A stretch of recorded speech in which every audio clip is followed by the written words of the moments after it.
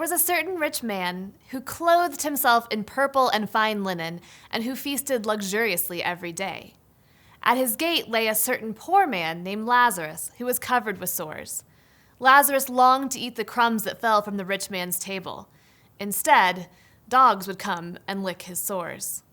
The poor man died and was carried by angels to Abraham's side.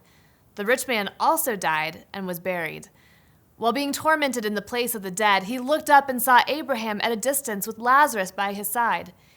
He shouted, "Father Abraham, have mercy on me. Send Lazarus to dip the tip of his finger in water and cool my tongue, because I'm suffering in this flame." But Abraham said, "Child, remember that during your lifetime you received good things, whereas Lazarus received terrible things. Now Lazarus is being comforted, and you are in great pain. Moreover, a great crevasse has been fixed between us and you. Those who wish to cross over from here to you cannot, neither can anyone cross from there to us." The rich man said, "Then I beg you, Father, send Lazarus to my father's house. I have 5 brothers. He needs to warn them so that they don't come to this place of agony." Abraham replied, "They have Moses and the prophets. They must listen to them." The rich man said, "No, Father Abraham, but if someone from the dead goes to them, they will change their hearts and lives." Abraham said, "If they don't listen to Moses and the prophets, then neither will they be persuaded if someone rises from the dead."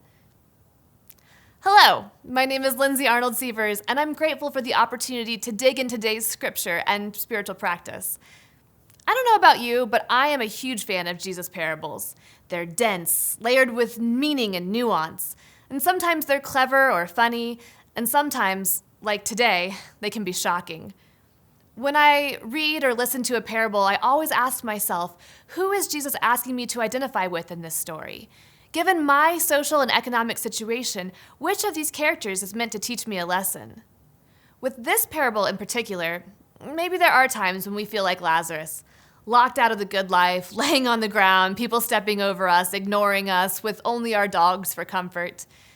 And maybe some of us have the means of the rich guy, with the ability to feast daily, wear fine clothes, and live a very, very comfortable life. It is our relatively comfortable lives, even if they are not on the scale of the man from the story, that allow us to step over the poor at our own gates. We choose not to see them, or we wish they would just move somewhere else.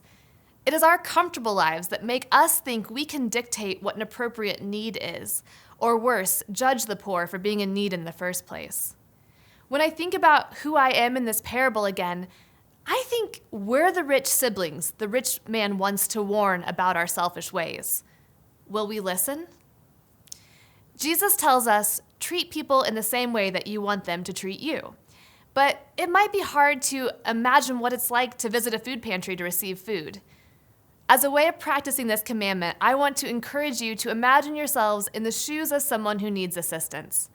What sort of food or items would you hope to receive from a pantry? What would bring you dignity, joy, and peace? Is it a fun breakfast cereal? The good peanut butter? Or maybe hygiene items like diapers and wipes? And then when you go to the store this week, add a few of those items to your grocery list and drop them by a food pantry. You could even volunteer and get to know some of the people in need in your community. It's not too late for us, dear siblings.